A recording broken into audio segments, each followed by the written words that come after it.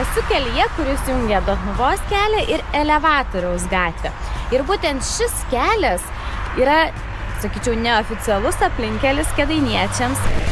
Šis kelias gali tapti tikru aplinkeliu. Rugsėjį pajudinome senai įstrigusi ir visiškai nesprendžiamą Kėdainių aplinkelio klausimą. Pasiūlėme pradėti konsultacijas, kad šis kelias taptų tinkamas krovininiam transportui. Juk jei norime apriboti sunkiasvorį eismą mieste, turime tam ruoštis iš anksto. Deja, valdžia save vadinantis vėl atmetė pasiūlymą, nes jis ne jų, bet rankų nenuleisime.